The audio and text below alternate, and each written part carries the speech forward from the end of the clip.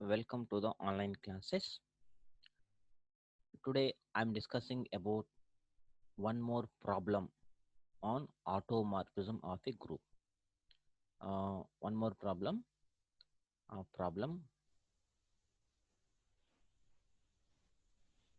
that is show that show that the mapping the mapping the mapping F maps capital G to G such that ఏమిచ్చాడు F of A is equal to A inverse, comma, for all A belongs to G is an automorphism is an automorphism of of a group capital G if and only if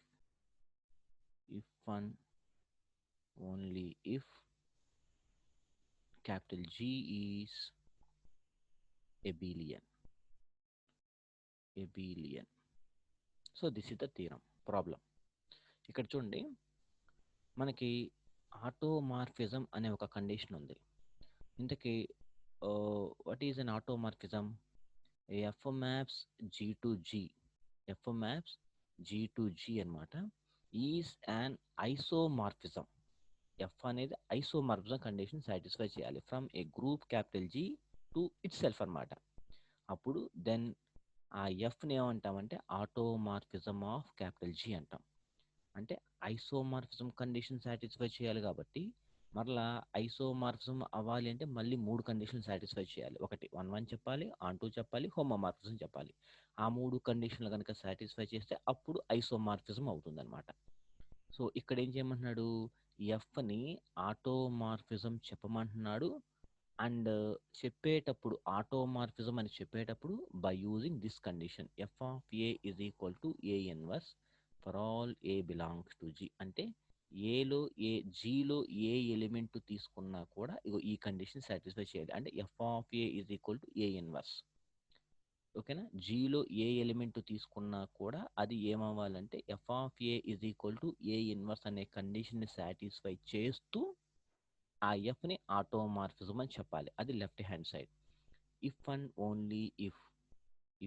only if కండిషన్లో right hand side ఎవరు ఉన్నారంటే G is abelian. ఇప్పుడు నేను left hand side తీసుకొని right hand side చెప్తాను, అలాగే right hand side తీసుకొని left hand side చెప్తాను. సో ఫస్ట్ ఏం చేస్తానంటే ఇచ్చిన డేటా రాసుకుంటా. Solution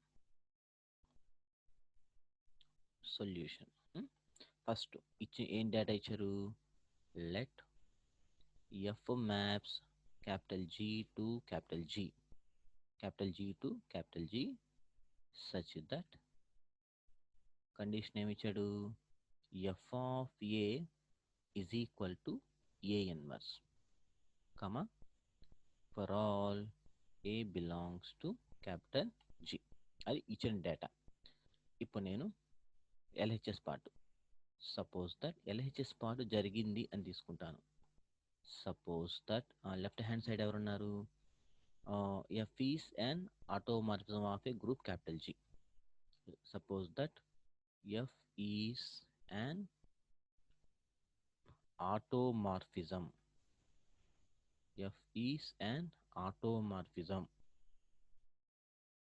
of a group capital G, left hand side. Now to prove that capital G is abelian అంటే కాంపిటేటివ్ ప్రాపర్టీ సాటిస్ఫై చేస్తే సరిపోతుంది అనమాట. అంటే కాంపిటేటివ్ ప్రాపర్టీ ఏంటంటే AB is equal to BA, లేదా ఎక్స్వైలు తీసుకున్నారనుకోండి XY is equal to YX. ఓకేనా, ఇప్పుడు నేను ఎక్స్వైలు తీసుకున్నాను చూడండి. Let X comma why belongs to G.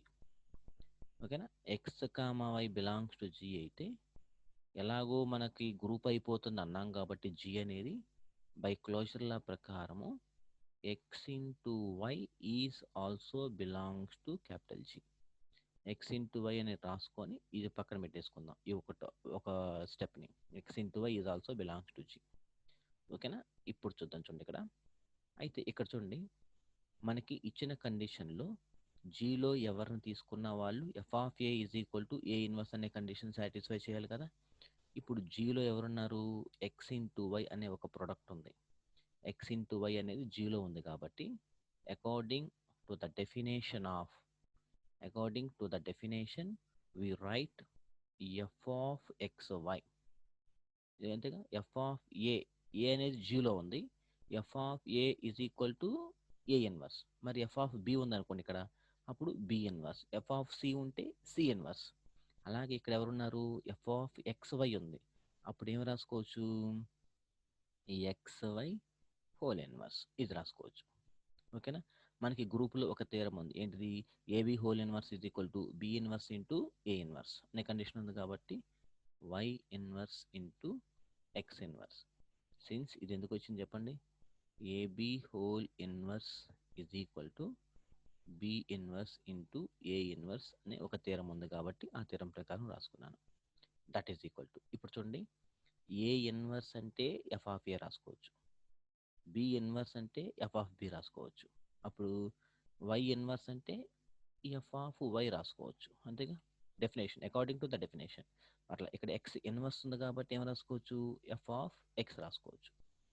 That is equal to, ఇప్పుడు హోమోమార్ఫిజం కండిషన్ చూడండి, F of Y into F of X అంటే ఎఫ్ ఆఫ్ వై ఎక్స్ రాసుకోవచ్చుగా. F of why X. ఎందుకనంటే ఇది since F is a homomorphism. Homomorphism condition ప్రకారము ఇలా రాసుకోవచ్చు. ఇప్పుడు చూడండి, అంటే దేర్ ఫోర్ ఏం కండిషన్ తీసుకున్నారు? ఎఫ్ ఆఫ్ ఎక్స్ వై తీసుకుంటే that is equal to F of why X వచ్చింది. బై 1 ప్రకారం ఏంటిది? 2 ఇమేజెస్ కనుక ఈక్వల్ అయితే అందులో ఉన్న ఎలిమెంట్స్ కూడా ఈక్వల్ అవుతుంది అనమాట. అంటే that implies X why is equal to Y X since F is 1 condition ప్రకారము X why is equal to Y X అయిపోయింది. కాబట్టి therefore capital G is an abelian ఒక కండిషన్ అయిపోయింది. ఇప్పుడు రైట్ హ్యాండ్ సైడ్ తీసుకుందాం. Conversely suppose that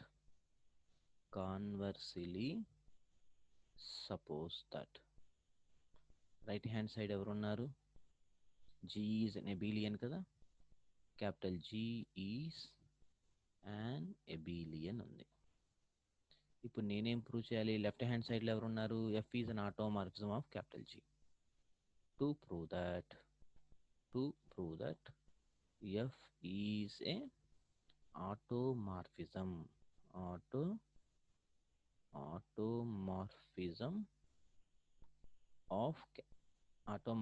in capital G. Automorphism చెప్పాలి. Right. ఇప్పుడు since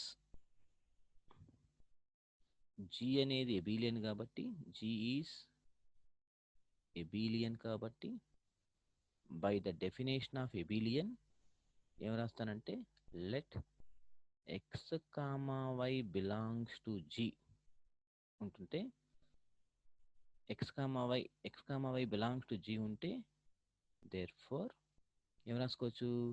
X why is equal to Y X. ఇదేంటిది? Abelian condition. Already మీకు ఎబిలియన్ జరుగుతుందని తీసుకున్నాం కదా, అందుకనే జస్ట్ నేను ఎబిలియన్ కండిషన్ ఎలా ఉంటుందో రాసుకున్నాను అనమాట. ఎక్కడైనా మనకి యూజ్ అయితే యూజ్ చేసుకోవడానికి. ఇప్పుడు నేనేం చేస్తానంటే చూడండి, ఇప్పుడు నేను ఏం చెప్పాలి? ఎఫ్ ఈజ్ అన్ ఆటోమార్ఫిజం చెప్పాలి. ఆటోమార్ఫిజం అని చెప్పాలి అంటే ఆటోమార్ఫిజం డెఫినేషన్ ప్రకారం అది ఐసోమార్ఫిజం కండిషన్ సాటిస్ఫై చేయాలి. ఐసోమార్ఫిజం అవ్వాలి అంటే మరలా 3 కండిషన్స్ సాటిస్ఫై చేయాలి. ఒకటి, F is 1 first one. To prove F is 1 ఇదన్నమాట. ఎఫ్ ఈజ్ 1 ఓకేనా. 1 కండిషన్ ఏంటిది? మనం 2 ఇమేజెస్ ఈక్వల్ అని తీసుకుంటే అందులో ఉండే ఎలిమెంట్స్ కూడా ఈక్వల్ అని చెప్తే దట్ ఈజ్ 1 అనమాట. ఓకేనా. Let F of X is equal to F of Y. 2 images equal అని తీసుకున్నాను. According to the definition of F of X అంటే ఏం రాసుకోవచ్చు? X inverse. అంటే మనకి F of A is equal to A inverse అని ఇచ్చాడుగా డెఫినేషన్లో. అలాగే ఎఫ్ ఆఫ్ వై అంటే వై ఇన్వర్స్ రాసుకోవచ్చు. ఓకేనా. ఇప్పుడు నేనేం చేస్తానంటే బోత్ సైడ్స్ ఇన్వర్స్తో మల్టిప్లై చేస్తాను. X inverse whole inverse that is equal to why inverse whole inverse. That implies ఏమైంది ఇప్పుడు? X is equal to Y అవుతుంది. అంటే there four F is 1 1. F is 1 1 అయింది. తర్వాత రెండో కండిషన్, to prove F is onto condition చెప్పాలి. Onto condition అంటే ఏంటి? ఇక్కడ చూడండి, since F maps capital G to G ఇచ్చేసాడు కదా, ఇదేమో డొమైన్, ఇదేమో కోడొమైన్. ఆన్ టు కండిషన్ ఏంటి? ఫస్ట్ కోడొమైన్లో నుంచి ఒక ఎలిమెంట్ తీసుకుంటే బి అనే ఎలిమెంట్, సపోజ్ బి తీసుకోండి, బి అనే ఎలిమెంట్ తీసుకుంటే దీనికి కరస్పాండింగ్గా ఒక ఎలిమెంటు డొమైన్లో తీసుకోవాలి. దాన్ని సపోజ్ ఏ అనుకుంటే మీరు డొమైన్లో ఏ ఎలిమెంట్ అయితే తీసుకున్నారో దాని యొక్క ఇమేజ్ అంటే F of A is equal to కోడొమైన్లో ఎవరినైతే తీసుకున్నారో వాళ్ళు అవ్వాలి. అంటే F of A is equal to F of B అనే కండిషన్ సాటిస్ఫై చేయాలి. ఇది జస్ట్ మీకు అర్థం అవడం కోసం చెప్పాను. మరలా చూడండి, కోడొమైన్లో నుంచి ఫస్ట్ ఒక ఎలిమెంట్ తీసుకోవాలి, కరస్పాండింగ్గా డొమైన్లో నుంచి ఇంకొక ఎలిమెంట్ తీసుకొని డొమైన్లో మీరు ఎవరినైతే తీసుకున్నారో వీళ్ళ యొక్క ఇమేజ్ కోడొమైన్లో ఎవరినైతే తీసుకున్నారో వాళ్ళు అవ్వాలన్నమాట. So this is the condition for onto. అది ఆన్టు యొక్క కండిషన్ అనమాట. ఓకేనా. Onto condition. ఇప్పుడు మన థీరంలో ఆన్టు కండిషన్ ఎలా ప్రూవ్ చేయాలో ఒకసారి వెరిఫై చేసుకుందాం. ఆన్టు కండిషన్ అంటే ఏంటి? ఇప్పుడు మీరు ఏం తీసుకున్నాము? కోడొమైన్ అంటే డొమైన్, కోడొమైన్లో నుంచి ఒక ఎలిమెంట్ తీసుకోండి. Let X belongs to capital G. అంటే ఇది ఎవరు? కోడొమైన్ అనమాట. కోడొమైన్లో నుంచి ఒక ఎలిమెంట్ తీసుకున్నాను. తర్వాత అయితే ఎక్స్ బిలాంగ్స్ టు జీలో ఉంటే ఎక్స్ ఇన్వర్స్ కూడా జీలో ఉంటుందిగా. X inverse is also belongs to జీలో ఉంటుందా? కాబట్టి ఆల్సో ఇప్పుడు జీలో ఎవరైతే ఉన్నారో వాళ్ళకి నేను డెఫినేషన్ అప్లై చేస్తే ఏమవుతుంది? జీలో ఎవరున్నారు? ఎక్స్ ఇన్వర్స్ కాబట్టి ఎఫ్ ఆఫ్ ఎక్స్ ఇన్వర్స్. ఓకేనా. F of x inverse is equal to F of A is equal to A inverse. కానీ ఇక్కడ ఎఫ్ ఆఫ్ ఎక్స్ ఇన్వర్స్ కాబట్టి ఎక్స్ ఇన్వర్స్కి ఇన్వర్స్ రాయాలి.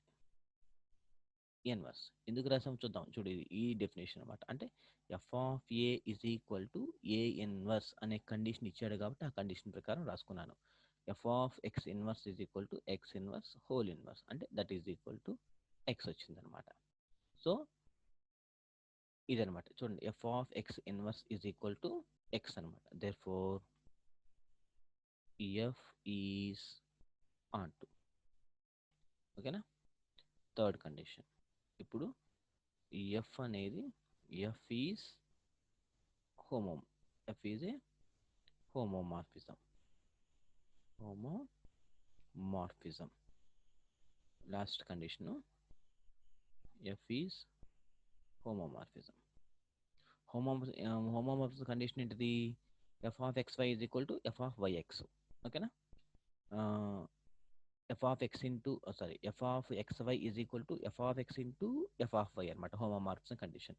అంటే ఒక ఇద్దరిని తీసుకుందాం ఇక్కడ. అంటే for x comma why belongs to capital G ఇద్దరిని తీసుకుంటే దెన్ ఇప్పుడు కండిషన్, హోమోమార్ఫిజం కండిషన్ ఏంటి? F of x into y. ఏం చెప్పాలి నేను? F of x into y అంటే F of x into F of y చెప్పాలి అండ్ ఇది చెప్పాలి. F of x into F of y అనే కండిషన్ చెప్పాలన్నమాట. చూద్దాం. ఇప్పుడు x into why is also belongs to G కదా. మరి according to the definition of జీలో ఎవరున్నా దాన్ని ఎలా రాసుకోవచ్చు? F of A is equal to A inverse రాసుకోవచ్చు కదా. అంటే దీన్ని నేను x into y whole inverse రాసుకుంటా. That is equal to x y whole inverse అంటే వై ఇన్వర్స్ అంటే ఇక్కడ రాసుకుంటాను చూడండి. ఎక్స్ వై హోల్ ఇన్వర్స్ అంటే why inverse into X inverse. Y inverse అంటే F of why, x inverse అంటే F of X, అంటే F of x into F of y అనమాట. ఓకేనా. సో ఇక్కడ వరకు ఏమైందంటే third condition. There four F is an automorphism. F is an isomorphism కదా. F is an iso, మూడు కండిషన్లు అయిపోయినాయి కాబట్టి f is an isomorphism of capital G. కాబట్టి there four f is composition preserving.